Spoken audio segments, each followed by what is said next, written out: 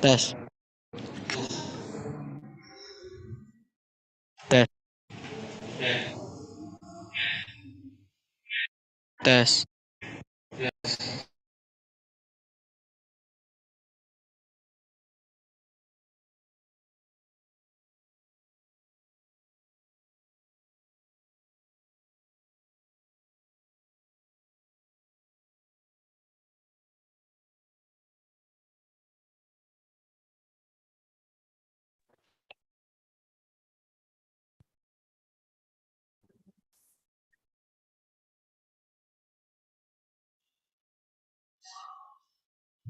Test,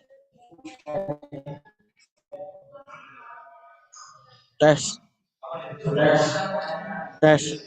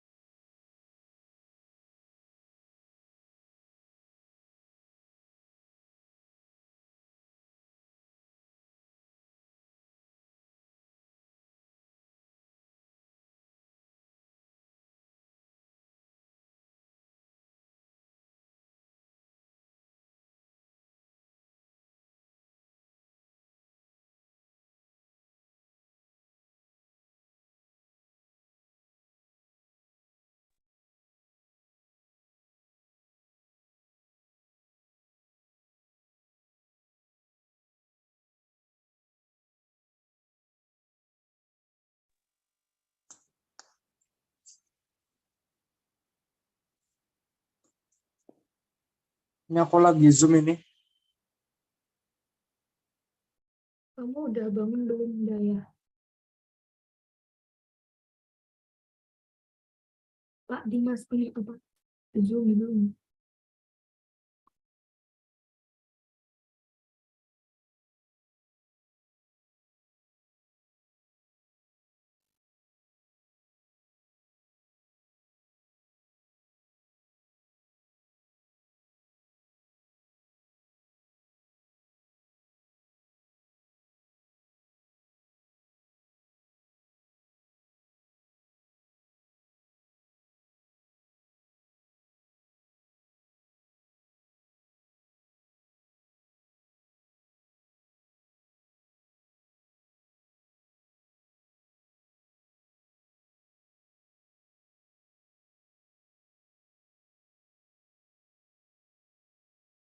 Ada nanti lah ya.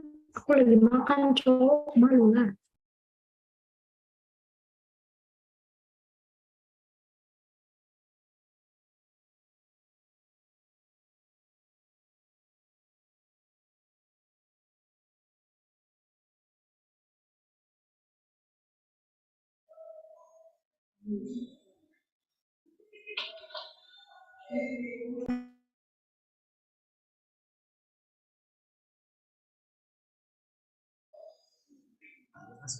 Ini buat Perkabit mahasiswanya di sini.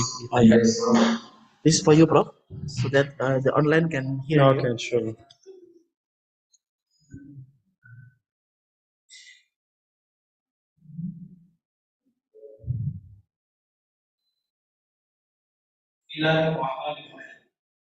Alhamdulillah Rabbil Alamin, wassalatu wassalamu ala asyrafil anbiya'i wal mursalin, nabiyyina wa habibina Muhammadin wa ala alihi ajma'in. First of all, let us praise the Almighty Allah Subhanahu wa Ta'ala. Because of His blessing, we can join today's program. Salawat and salam always be presented to our Prophet Muhammad Sallallahu Alaihi Wasallam, who has guided us from the darkness to the light. First and foremost, let me introduce myself. My name is Muhammad Ghazal Haidar Fahim, studying at International Program for Islamic Economics and Finance, batch 2022, from Chicago, Bangladesh. As the master of ceremony, I want to say selamat datang ke our first guest lecture on the topic of Islamic finance, global practices, current issues, and future direction, which is organized by International Program for Islamic Economics and Finance, Department of Economics, Faculty of Economics and Business, and Master of Economics Program, Universitas Muhammadiyah Jakarta. Now, I would like to show you the agendas we have arranged today. The first agenda is opening, and the second agenda, opening remarks by our Head of the Economics Studies Program, Universitas Muhammadiyah Jakarta, who is none other than Professor Dr. Indah Sabtuningsi, SE, MSI. And our fourth agenda is our most desired guest lecturer, which is none other than Professor Habib Ahmed, affiliation Durham University, Sarjah JRB Islamic Law and Finance, MA Economics, Chittagong, Bangladesh, M.Econ, Oslo, Norway, PhD, Connecticut University, which will be moderated by Dimas Bagus Widanata Kusuma, PhD, Secretary of International Program for Islamic Economics and Finance, Department of Economics, Faculty of Economics, and Universitas Muhammadiyah Jakarta. And after that, we will have our Q&A session, and then we will be closing up today's agenda. So, I would like to give the floor to our head of the studies program.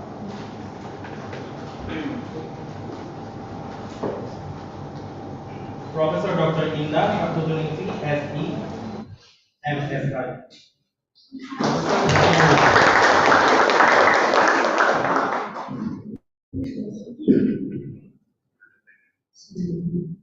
Assalamualaikum warahmatullahi wabarakatuh. Alhamdulillahirrahmanirrahim. Asyhadu an la ilaha illallah wa asyhadu anna Muhammadan rasulullah.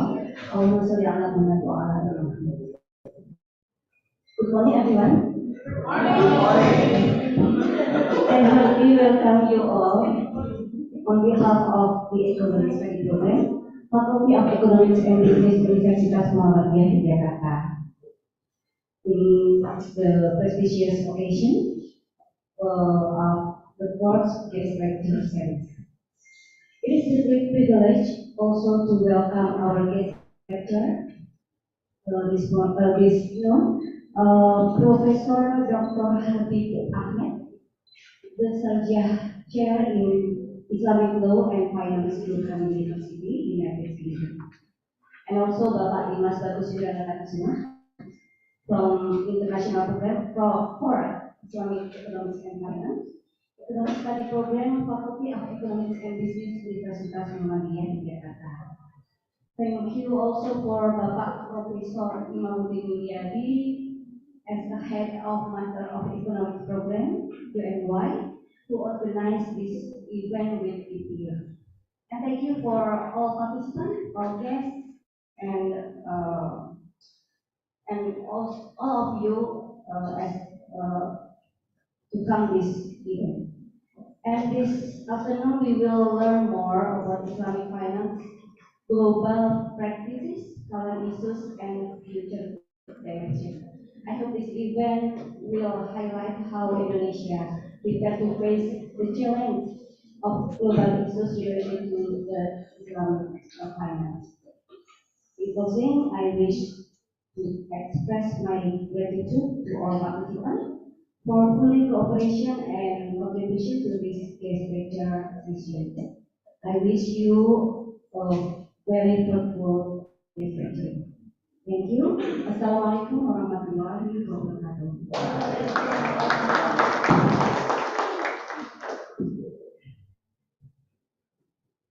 Thank you very much, Madam, for your opening remarks. So, ladies and gentlemen, in the realm of academia, there are scholars that shine brighter than others. Today, we are graced by the presence of such a scholar. A scholar for excellency, a luminary in the field of Islamic finance, and a guest man to the power of knowledge. Please join me in extending a warm welcome to Professor Habib Ahmed.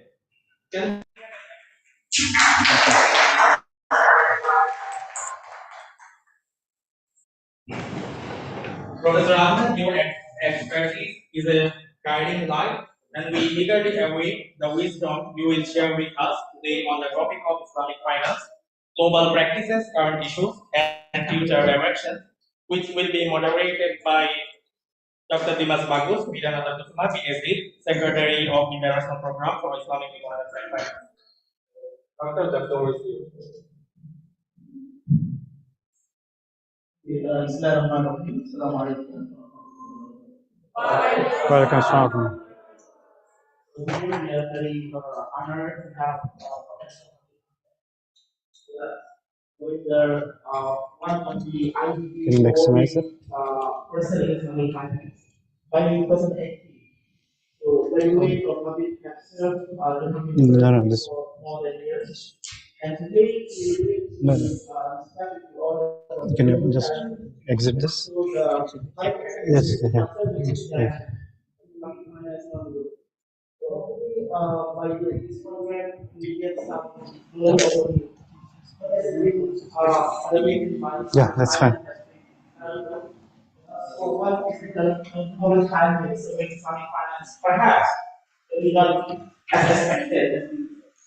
We will do a like give you Prof. Habib maybe 30 minutes, Prof, to share your humble knowledge experience with us. And here for your explanations, the participants not only from Indonesia, also coming from Africa, from Bangladesh, and also some from Philippines.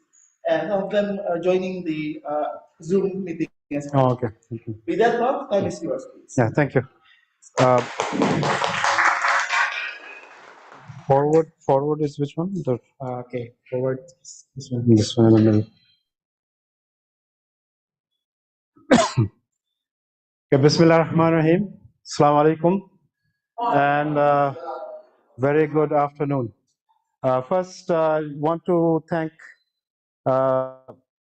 Muhammadiyah University, Yogyakarta, to invite me and give me this opportunity to talk to you. I have been here for the last 3 days. This is my last event and the fourth lecture. So one of the struggles I had to, in some ways, to have lectures which do not overlap too much. So what I can assure, if somebody have attended my previous lectures, I have not covered most of these things in these previous lectures. Now, I'll talk about Islamic finance, global practices, current issues, and future directions. So give you a global perspective of Islamic finance. What I'm going to cover, which one?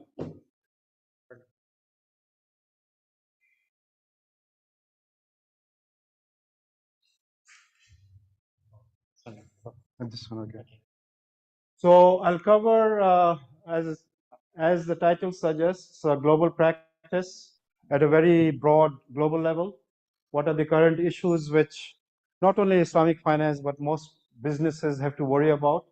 And given these issues, what are some of the things Islamic finance can do moving forward? This lecture is based on 3 studies which were published this year. The first study, as you see, is the Islamic Financial Services Industry Stability Report.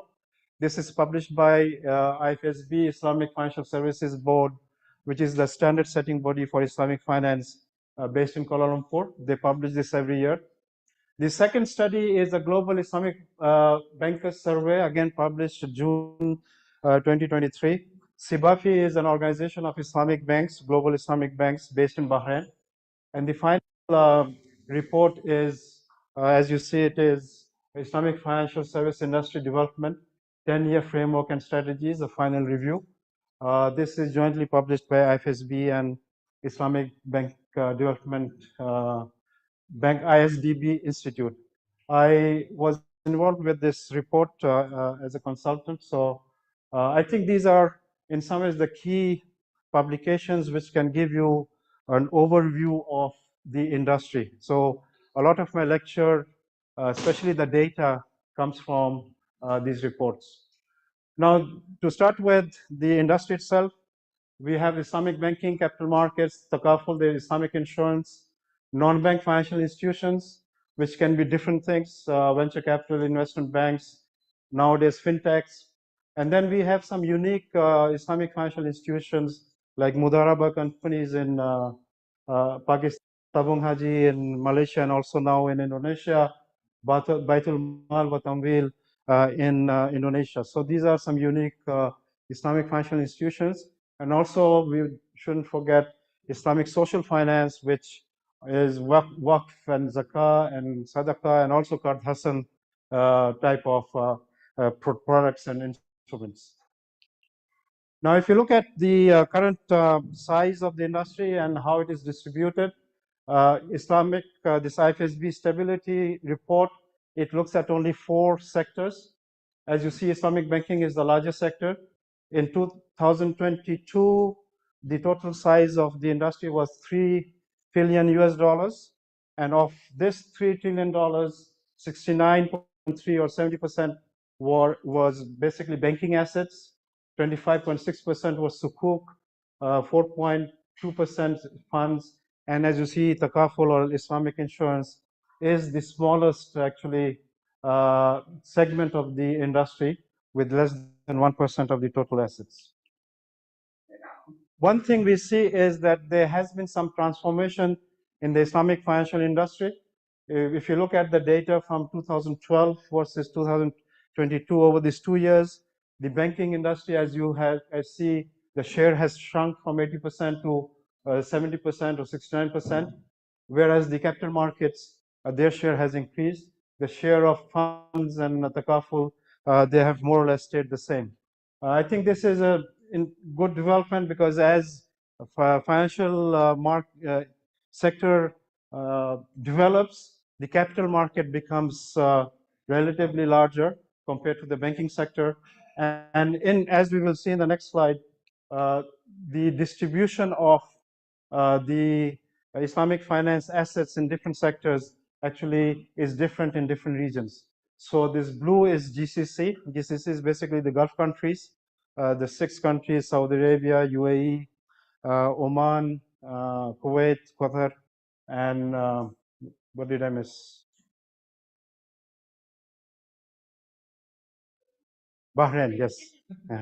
So GCC, as you see, is a major player in the, when you look at the total assets, bulk of it is in GCC.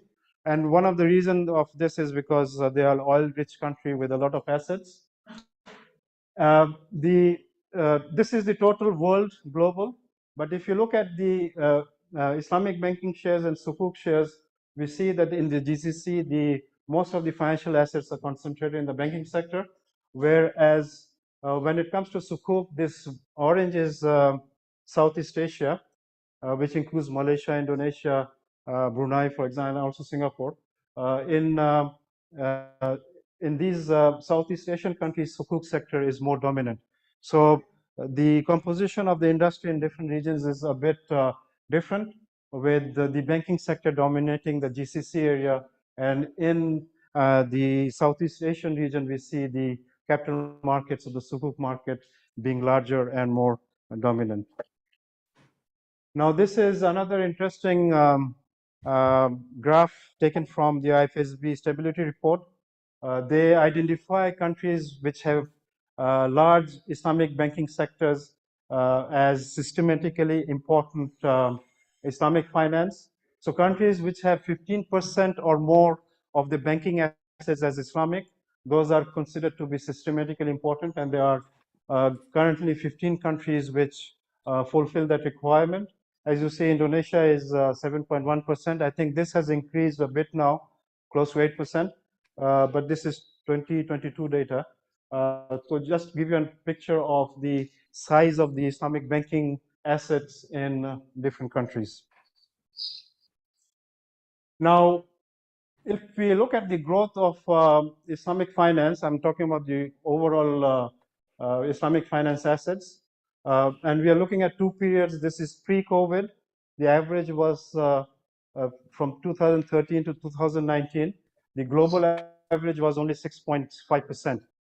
But after COVID, actually what happened is in COVID, the banking and other sectors, they basically slowed down. And then when they picked up this, the industry basically had a higher growth rate.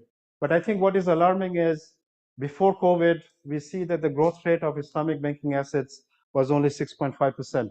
Now, when we talk about Islamic finance, we usually used to hear that Islamic banking is growing at double digits. It seems that story is over. Story is over in a sense that there is something wrong with the industry, that the growth rate has come down. Now, in Indonesia, we see that even though the share of Islamic banking is 7 or 8% of the total banking assets, the growth is better than the global average. And again, before COVID, the blue line, we see that the average growth rate was 8.7%, and it increased to 13.1% after COVID, which is better than the global average. Just to share with you the modes of financing used in Islamic banking, a bulk of the financing globally is debt-based, and this includes Murabaha, Tawarruk, Salam, and Istisna. Actually, in some jurisdictions like Malaysia, some banks would even have 95% of their assets as debt. So even though it's Islamic, very few Islamic banks are using partnership contracts or equity-based contracts. Bulk of it is they're using it's basically debt-based contract. If you look at the Indonesian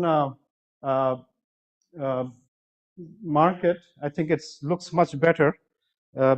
Partly because I think one of the good things which happened in Indonesia was that the Central Sharia Board, they had banned Tawarruk. Because Tawarruk was not allowed, Islamic banks had to use other modes of financing. And as we see in Indonesia, at least half of the financing is through Musharaka and Mudaraba, which are basically equity-based mode of financing. So in this, if you compare the global averages with Indonesia, Indonesia actually has a better composition of the Islamic banking assets in terms of balance between debt and equity. But I think, again, this is just for Indonesia. Here we see how much of the financing goes to consumption and how much goes for production. Now, this is Islamic banking, and this is conventional banking. Again, this is taken from a BSI report. It doesn't look good that the Islamic banks are financing more consumption and less production compared to conventional banks. This is contrary to the spirit of Islamic finance, which we claim that Islamic finance should be linked to the productive sector, contribute to growth. But when we look at the financing, we see that the Islamic banks is financing more consumption and less production compared to its conventional counterparts. Another figure taken from the same report is that when we look at the contribution to the manufacturing sector and agriculture sector, which are the productive sectors, contribution of Islamic banks is only 6.4% for manufacturing and 4.5% for agriculture. And if you look at the similar financing for conventional banks, they are providing a higher percentage of the financing for manufacturing and agriculture. So I think this is one of the, in some ways, actually, when I looked at this data, I was also surprised because it is contrary to the not only theory but the values and principles of Islamic finance. Okay, so this was an overview of the status of the industry. So let's look at some of the current issues. And as I mentioned, these current issues are actually not only relevant to Islamic finance, but the overall economy and the businesses. This report actually identifies some of the issues which will affect Islamic finance. The economic issues they identify are sustainable development goals, widening economic inequality, and high levels of debt. Now, sustainable development goals, as you know, were launched by UN in 2015, and all members of the UN, including Indonesia, they had signed up to achieve the sustainable development goals by 2030. The sustainable development goals are very ambitious, and it will require a lot of resources. So this is a reality for most of the countries that are trying to achieve the sustainable development goals. I think the next slide also will show that the national plans are now built around achieving the sustainable development goals. The other very peculiar problem we have is the widening income inequality. If you look at the growth of wealth and output, I think historically it's been, in some ways, there's immense wealth being created globally, right? But unfortunately, this wealth is not being distributed equitably, and it is getting concentrated in a few hands. And this is partly because of the capitalist system we live in. The capitalist system basically creates this inequality. And of course, another aspect, as we will see some numbers, high levels of debt.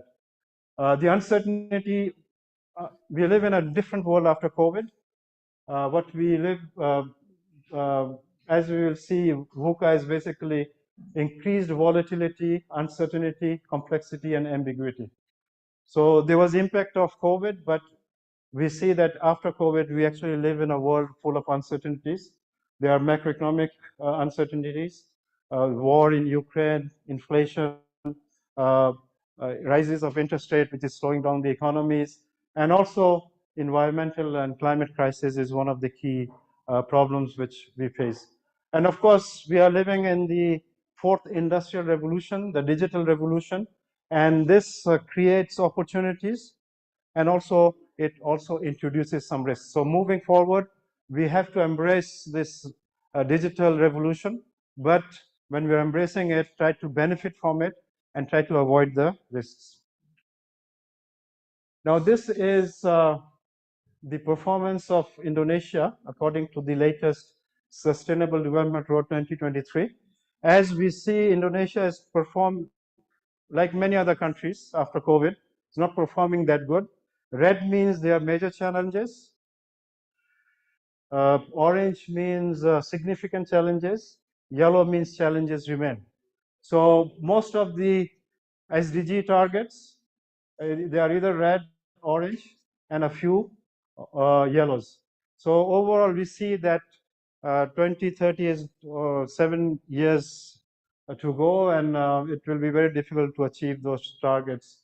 If you look at the performance, Indonesia is 75 among 166 countries which are reported in this report.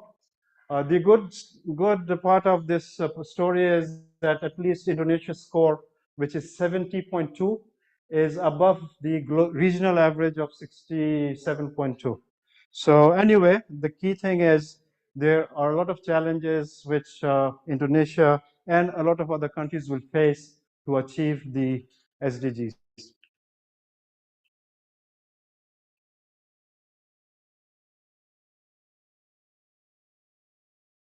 Just a point, there's a study which was done, I think I've cited that down there, which says that Indonesia will need US dollars 4.7 trillion investments to achieve the SDGs.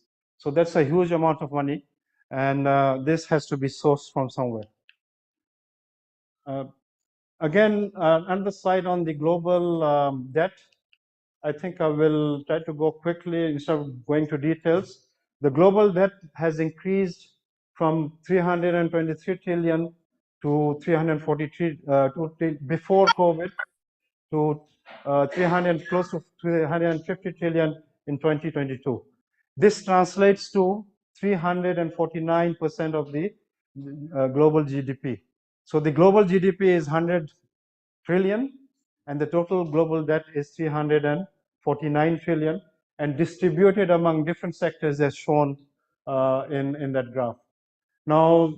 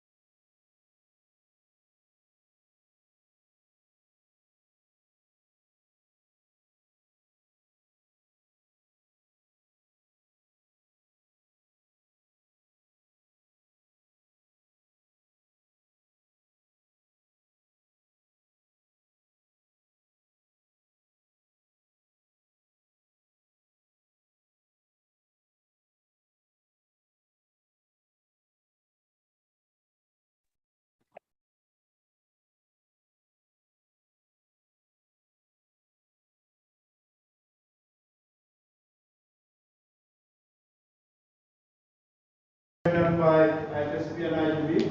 62% of the Islamic banks have some automation. When it comes to development of Sharia compliant fintech solutions, 47% of the Islamic banks surveyed said they're doing something. And RegTech solutions, which basically is to use technology for regulatory compliance, 35% of the banks are doing it. When it comes to Kakapol and ICM, the numbers are even less. A couple of slides on a survey from 103 Islamic banks, and this shows what are the top concerns of Islamic banks. As you see, information technology is the top concern for Islamic banks globally. Then it is consumer attraction, macroeconomic environment, risk management, product offering, and innovation. When it comes to financial inclusion, micro and SME financing, Islamic banks are not too much worried about it. As you see, it is ranked 19. Among the concerns, financing micro and SMEs is ranked as number 19.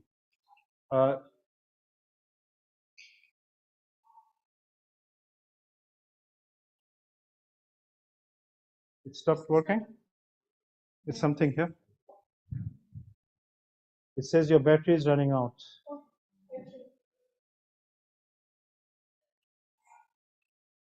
Okay, I think I can go to the battery for this thing is running out.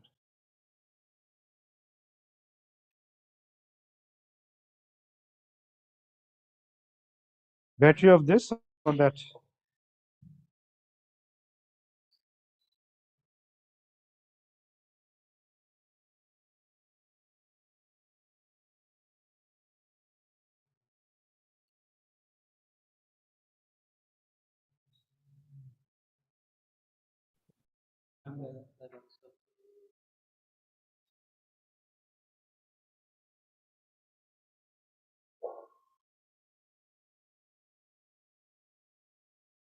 So I got out of it.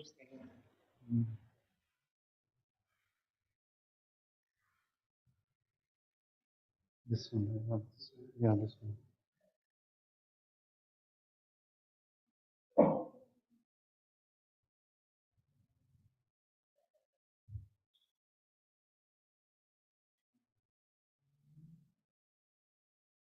Okay.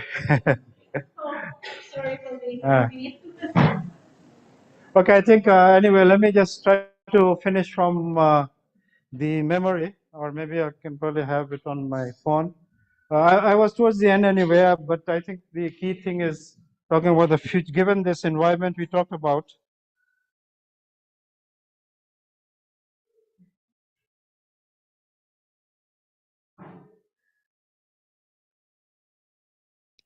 what I conclude is that given the technological revolution and also the uncertainties, it creates both opportunities and also risks.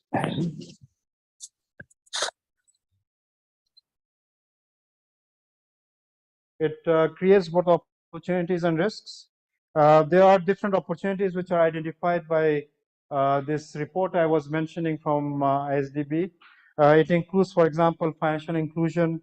It includes infrastructure financing, sustainable finance, social finance, technology-driven development and growth, and also RegTechs.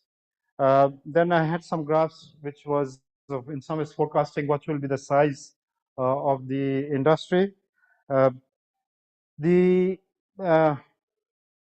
I talk about the key challenges. The challenges include external and internal, but I'll conclude with one key challenge which I think is very important for Islamic finance, and in some ways that is an existential challenge, and that challenge relates to the identity of Islamic finance. Now, again, one of the reports, it says that Islamic finance actually has to, in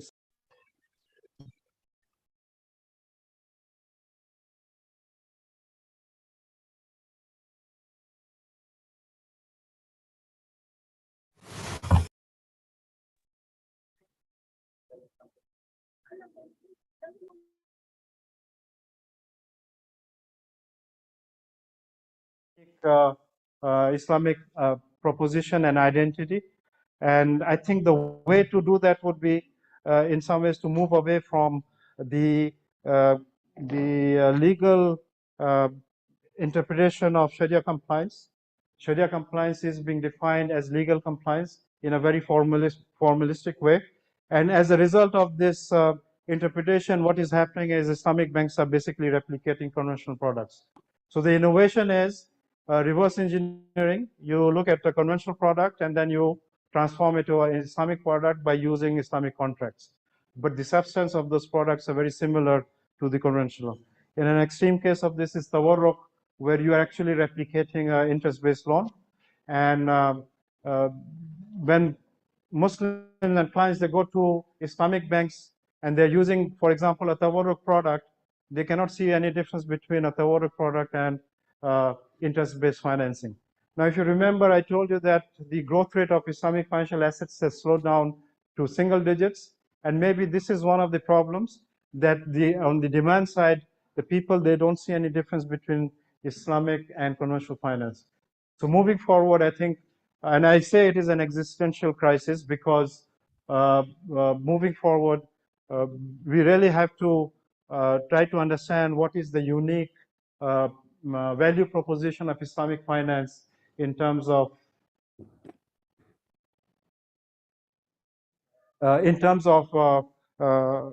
contributing to the society, in terms of contributing to the, for example, the Sustainable Development Goals. So the way to go ahead would be, I argue that actually if we do not incorporate or embed ethics in Islamic banking finance operations, then I think Islamic finance will face a crisis. It actually will become irrelevant because there will be no unique. I think because of the time,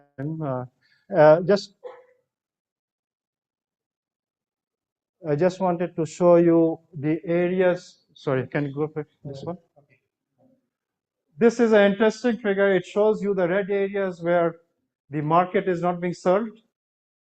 Here we are looking at the different financial products and functions, payments, mobilizing resources, allocating the capital or financing, and managing risks. So the black areas means these markets are served already. And we are looking at household, the poor sector, and the non-poor sector. This is micro, small, and enterprises. This is medium and large firms. Then we have public sector, the investment, the infrastructure projects, and also we have the non-profit sector. The red areas are basically the markets which are not being served. And if we are thinking of Islamic finance to move forward and be relevant, I think they really have to serve these unserved markets. If you go and serve these markets, which currently Islamic finance is doing, you're competing with conventional banks. And I think given their size and the long history, it will be very difficult to compete with conventional banks in the areas. These are the so-called red areas. You're going to go and fight the sharks. You go to the blue ocean, where there's no competitors, nobody is going there because of different reasons. But to do this, you need innovation. And that's where I think the future of Islamic finance lies. You have to come up with innovation, both to embed ethics in the products and operations, and also to serve markets which are not being served. I think let's just go to the last slide. So these are my concluding thoughts, and I'll conclude with that. Focus on innovation, on meaning of Sharia compliance. And by this, what I mean is currently Sharia compliance is interpreted as legal and formal compliance, but Sharia compliance should also include the ethical dimensions which relates to Maqasid al-Sharia. Islamic finance is for humanity, not only for Muslims. I think that should be a message. Actually, we can use Islamic finance as dawah. And we had some opportunities. In 2008, the global financial system collapsed, and the world was looking for a new system, which was better. And I think Islamic finance, at least in theory, had a better model. But unfortunately, what Islamic finance was doing was replicating the very model which failed. So I think what we can do is, if we embed ethics in not only legal compliance, but ethics in finance, we will probably have a better model, not only for Muslims, but for humanity. And also, one of the key thing about innovation is, whenever we think of innovation, we think of product innovation, but what we need is organizational innovation. And this is very true when we're talking about fintechs, which are coming up with new organizational structures. And the final thing is, when we're talking about marketing and selling Islamic finance, and I think this is relevant to Indonesia, where the growth rate of Islamic banking assets is sluggish. It's stuck at 7-8% for a very long time. It is about telling a story, and I think maybe we're not telling the right story.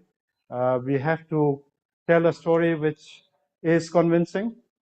And one way to talk about this story is it relates to Islamic financial literacy. And I'll conclude with this. If you look at the prohibitions in the Quran, prohibition of the interest is one of the strictest prohibitions. It is the only prohibition where Allah has declared war. That, Allah is saying, stay away from riba, otherwise take notice of war from Him and His Prophet. So if you can convey this message to the people, you will see a lot of people actually coming to Islamic finance as a religious obligation. But that is half part of the story. Islamic banks have to do their part. They have to come up with products which attract people in terms of better prices and better services. Thank you very much.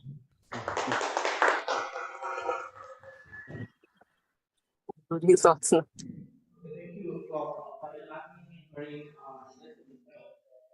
you notice there are some underlying information given by Prof. Habib. The first is in terms of the challenges that we are looking at out there. The contribution of Islamic finance is still small compared to the contribution of so it means that it needs some time on how to generate this potential to be faster than before. And the second one in terms of the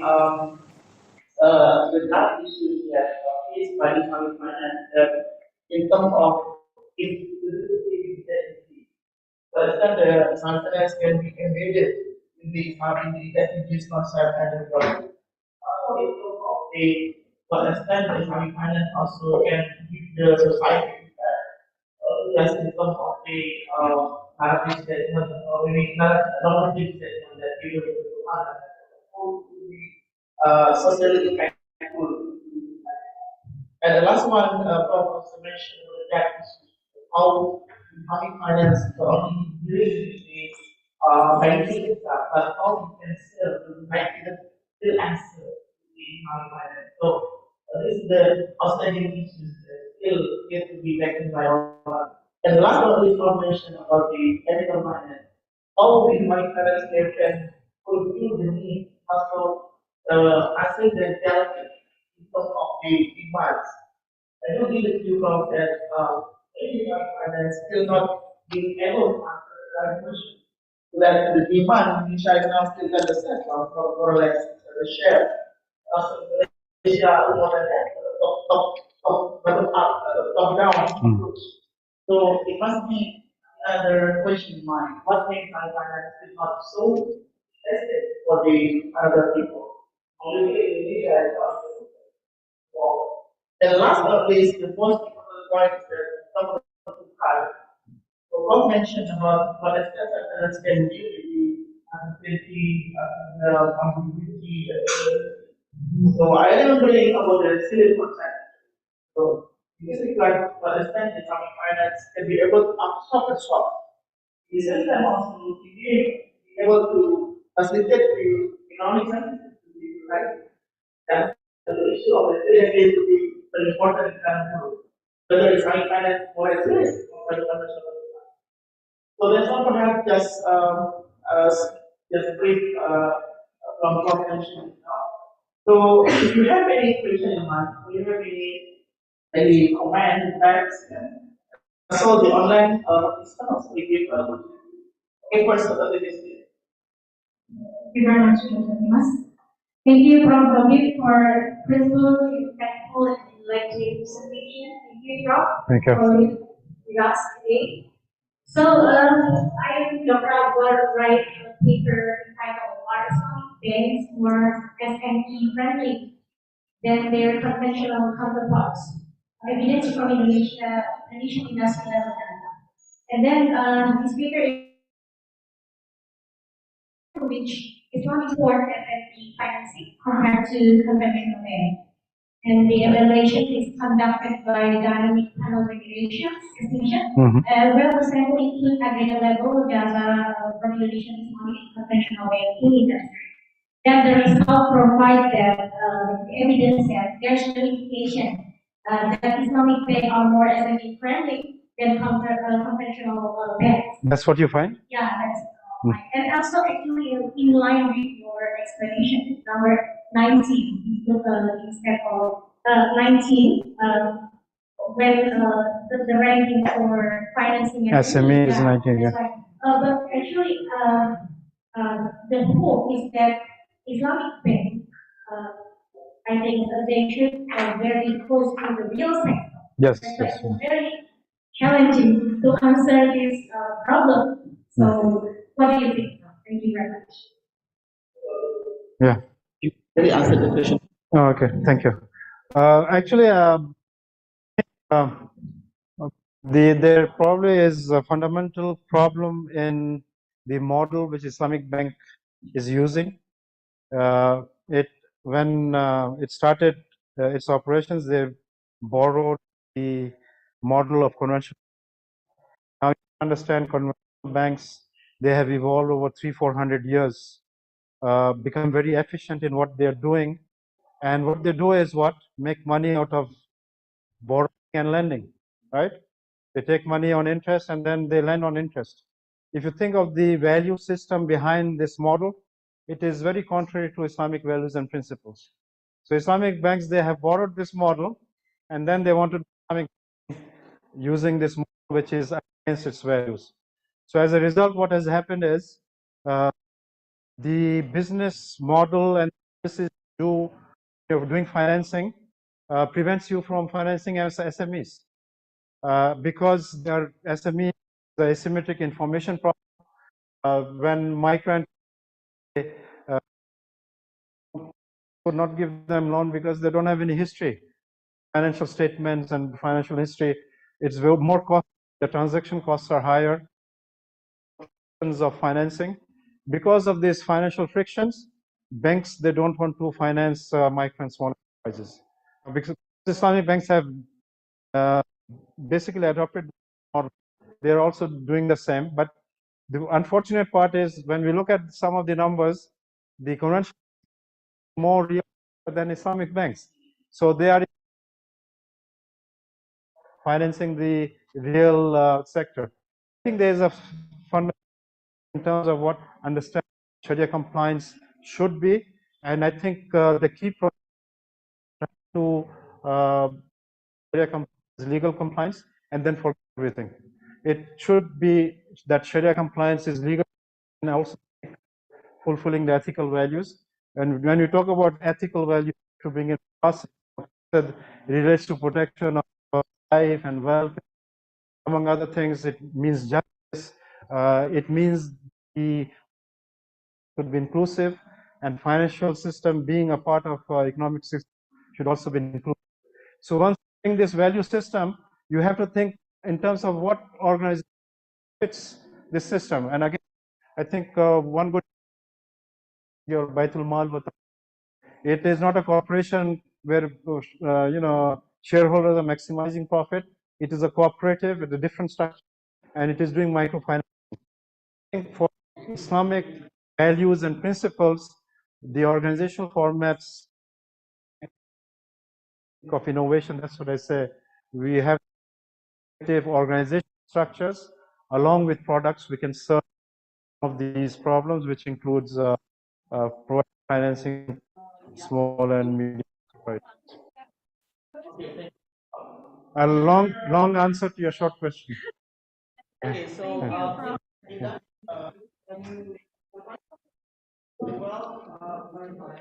can hear, so your voice can be heard. I feel that you have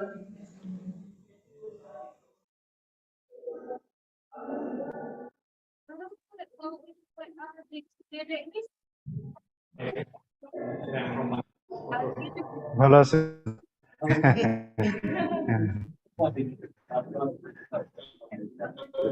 My question in the world are Muslim, but Well,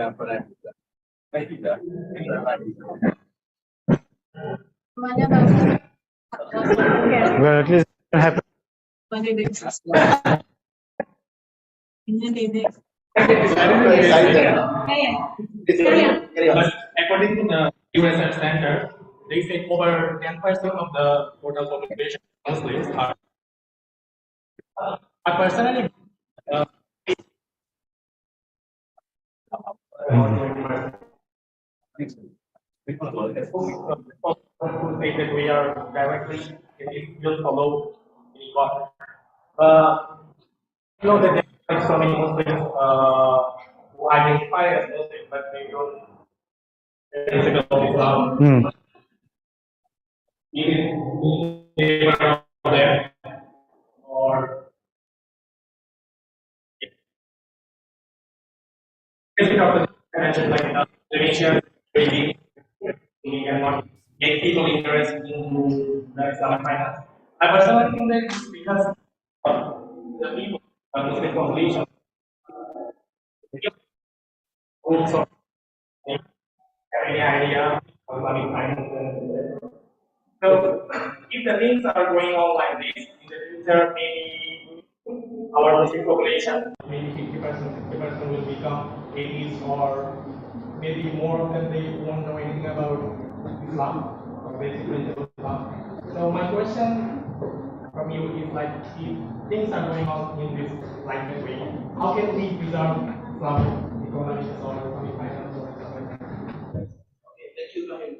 Okay, that's yours. I'm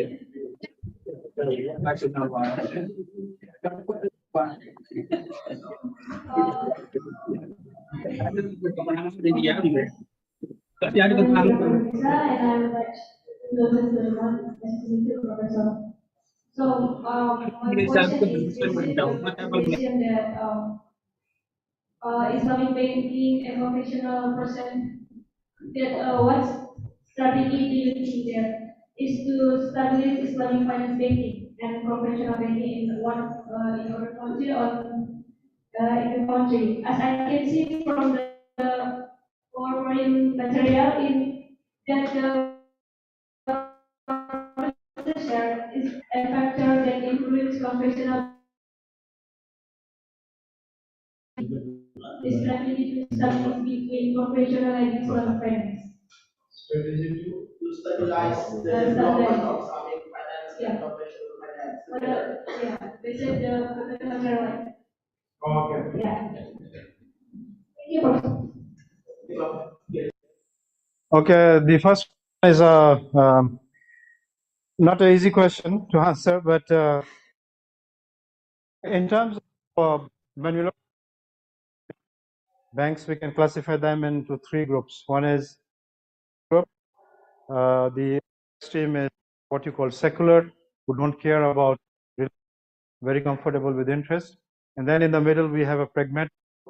They are most who would Islamic finance if the service, the prices, those are, and this group would, because they're pragmatic, not do Islamic banking, because if the prices of Islamic banks are higher than conventional are not good, they will go to a conventional bank. Now, in different, so different, and I think one of the explanations of Islamic finance is not growing in Indonesia, maybe this first group, that 12%, people who are in the pragmatic group. Why?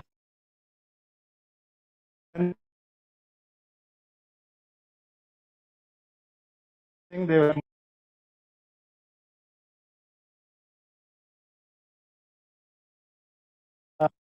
your of it is that you have to serve the clients properly.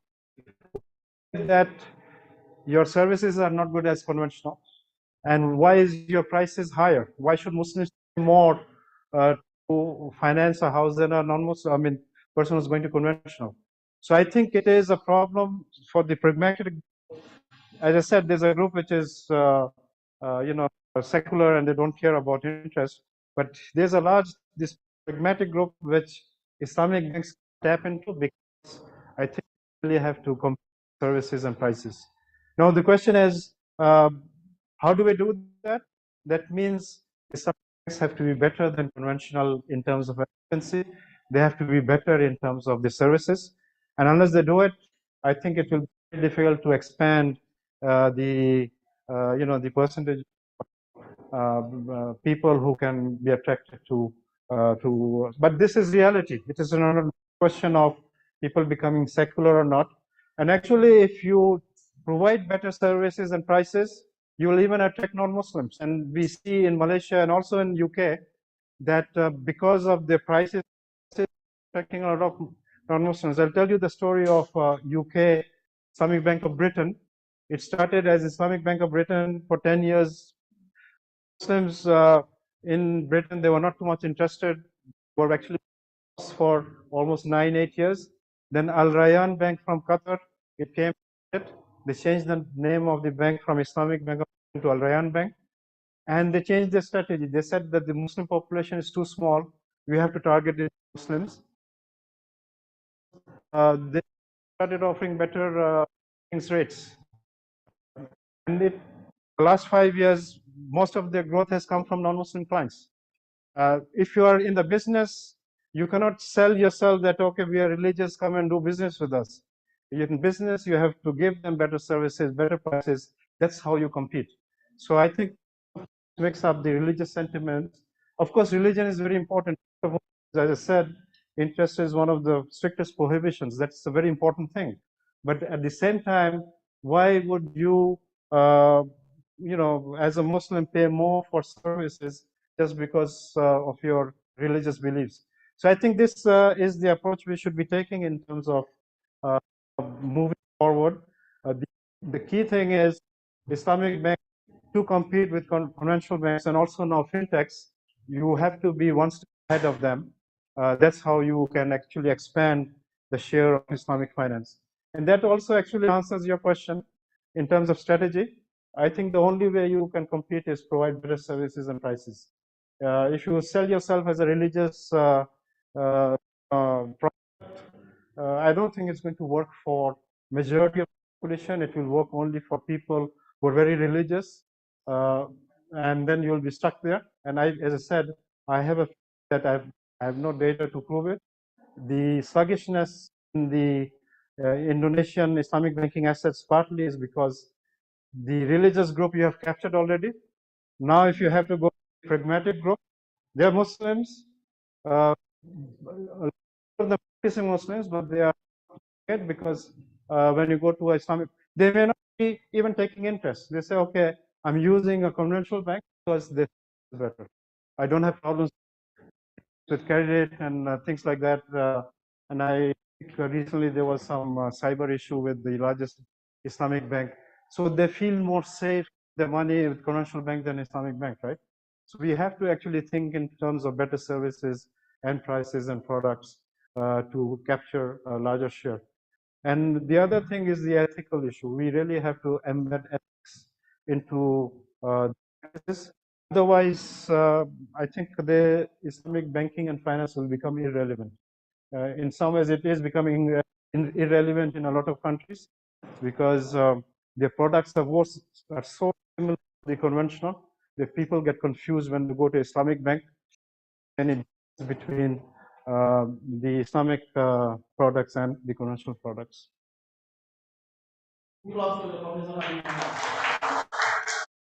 Thank you.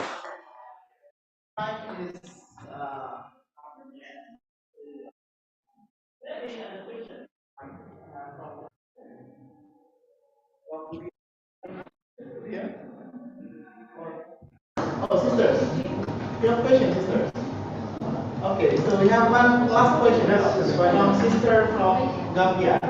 Okay, sisters Aika, please. Can you loudly come back, please? Sister, please.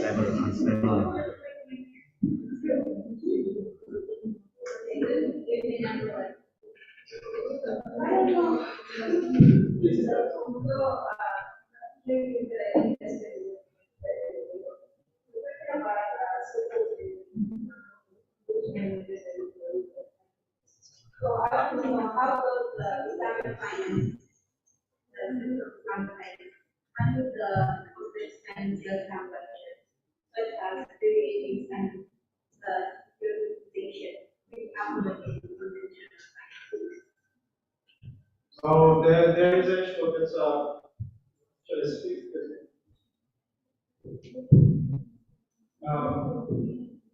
Not all commercial products are Sharia compliant. Okay? The derivatives, the way derivatives market work, uh, most of the Sharia scholars and OIC FICA Academy, they have ruled that and the industry try to come up with compliant derivatives, doing a lot of these things. The key thing is, we really, again, if you bring in ethics, you have to see whether these innovations are beneficial or not. Derivatives, I think 94% of them are used for speculation, and 4-5% are used for hedging. So forwards and those things you can use for hedging to mitigate against. If you're using it for speculation, that is contrary to the spirit of Islam, right? So I think when it comes to new products, we have financial engineers who can structure products. Difficult, especially you can combine different contracts, and but the key thing is when you talk about innovation, you really have to also think whether these innovations are beneficial or not. And for example, we have Bitcoin now, right? Bitcoin, most of the some young Sharia who are for some of them have approved. You approach it is it's what's the benefit out of it? Bitcoin is supposed to be a currency, but it doesn't have a feature of money. It is become a speculative asset. So if you look at questions from that perspective, we will be very careful to see whether we need an Islamic alternative to those, right? So my answer to your thing is there are a lot of complex parts. We don't have to adapt all of them. If it is beneficial, I think we have enough financial engineers who can structure Islamic financial products. And by the way, we do have securitization of Islamic products. We also have derivatives which are Sharia compliant, a bit different than what conventional finance does.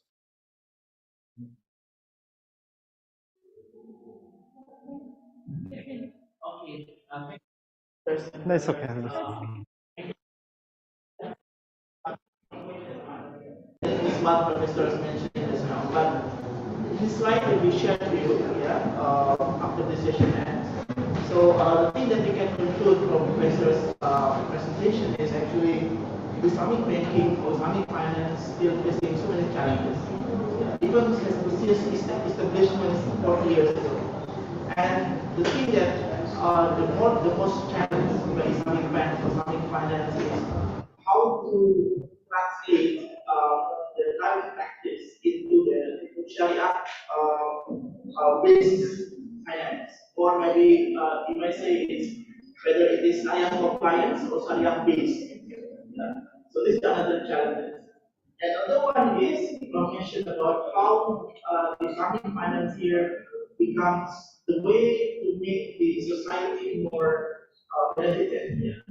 Given that Islamic finance is very complex. And the last one from mentioned about how the fintechs, the IT here can be used as the instruments how to make Islamic finance more penetrated to the social. And the thing that I get a bit response from the questions from the audience is that Islamic finance is the financing institutions, is the commercial institutions, not purely social institutions. Therefore, the main consideration of that is that the profit seeking. Yeah. So if you learn from economic point of view, economics is looking at the opportunity cost. They are trying to compare between the nominal cost and the benefits. So if they see that the profit is there, so the operational activity will be there. But the difference is that Islamic finance must include the ethics that Prof mentioned, not only merely the profit-oriented institutions, but also there's many ethical that based on the Islamic values. So by integrating these Islamic values and profit orientation, the Islamic finance will make difference or distinct from the traditional purpose funds. And the last one is Prof mentioned is how the organizations and also the delivery of Islamic finance must be compliant with Sharia. So therefore, that's from the thing is also mentioned that the motivation of Islamic development must be also based on the Maqasid Sharia. So must be based on the Maslahah. So in other words, Islamic finance practitioners, Islamic finance educators also must understand the Islamic law, must understand also the Islamic traditions, so that they may integrate or Islamize, or they may make the Islam, the finance become Islamic, and the finance become one of the avenue how to more make Islam become rational, relevant, and also impactful. I think that's all, Prof. Thank you, Prof, for your attendance. So, make applause to. So, we are so proud and humble about what you're doing today. So, hopefully, this is not the end of the professor to receive to you award. And hopefully, Prof can come in here for next occasions. We have more visitors. And stay safe and healthy and stay back to the So I pass back to Amir to the closing session.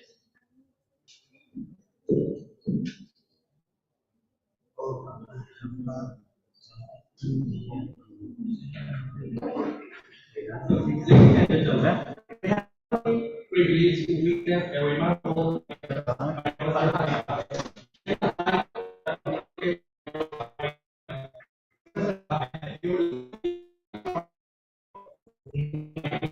and we are sincerely grateful for sharing your expertise with us today. I would also like to extend our heartfelt appreciation to our moderator, Dimas Agus, intellectual journey and before we jump into the closing session, we have spoken appreciation which will be delivered by Dr. Diaz. Thank you, Dr. Mahir.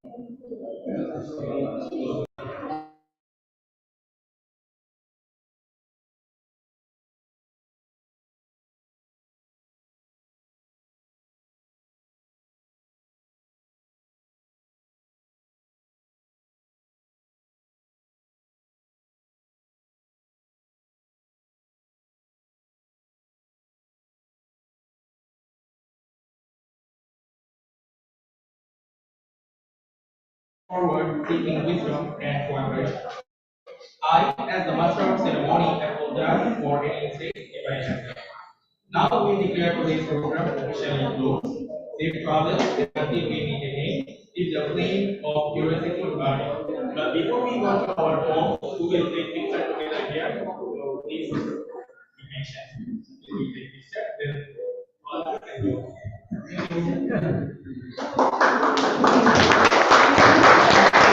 Appreciation for our deputy, Dr. India Dewanti. Please also come for the photo session. Thank you, Dr. India. And all of the students, please. How to do it?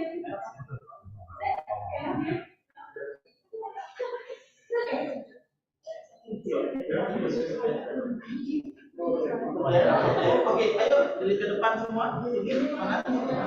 Ayo berdiri dulu.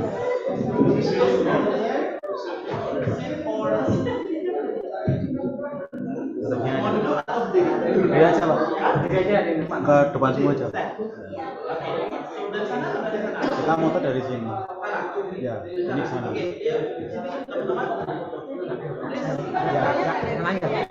sini aja. Dari sini. Menghadap sana. Iya, saya mau dari sini. Bisa kameranya nggak bisa. Ayo sisters, please. Please carry on. Kameranya nggak bisa, Bu. Jadi harus ke sana.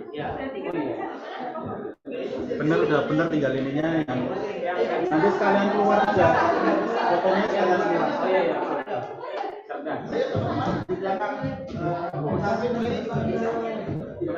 Setelah foto keluar, jadi sekalian di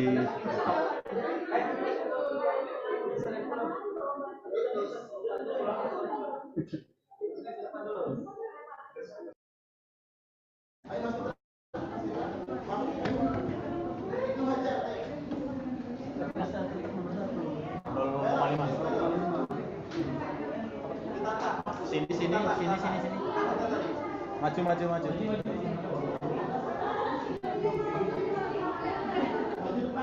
Itu Rizky, suruh sampingnya Bu Faiza.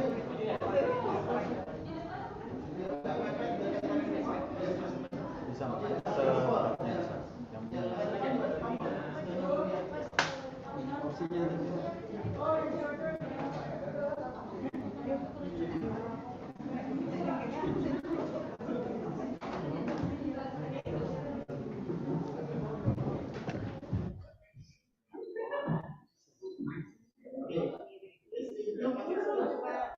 Banyak ini aja sih. Ya ini.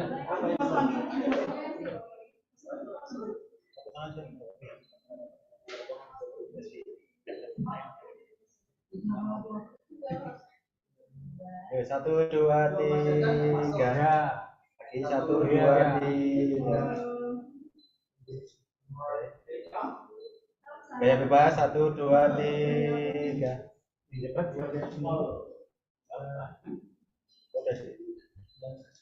Oke.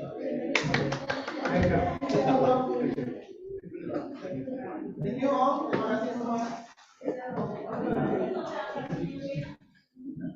Thank you very much, everyone. See you next. Spesial kita tanggal berapa? Itu 0,5. Ya, kita pakai 0,5. Oke, iya. Kan onjol. Air drop wae lah.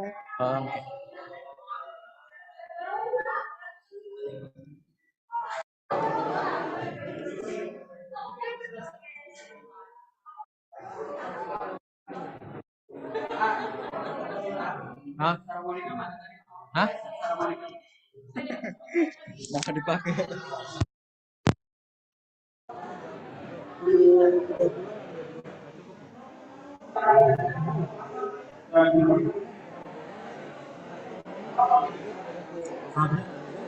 Bisa. Kita laporin manajemen perusahaan juga. Ya.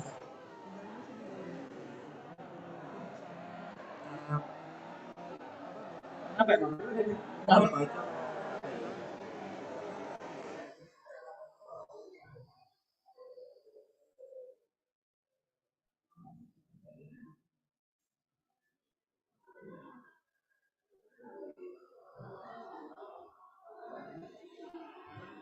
Bukan. Iya, jadi ini smartphone.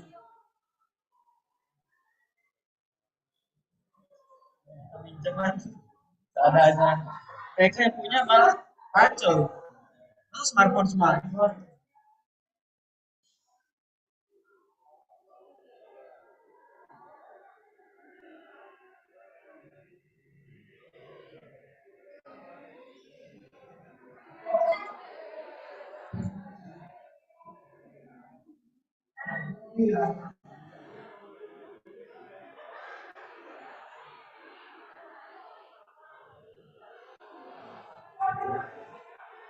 Mas, gimana cara matinya, Mas?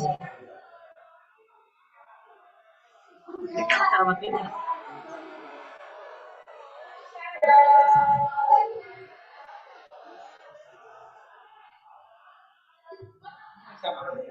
Manajemen.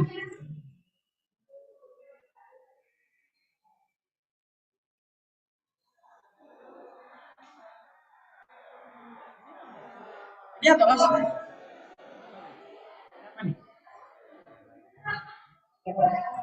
Oh. Ya. Oh iya, apa pointer?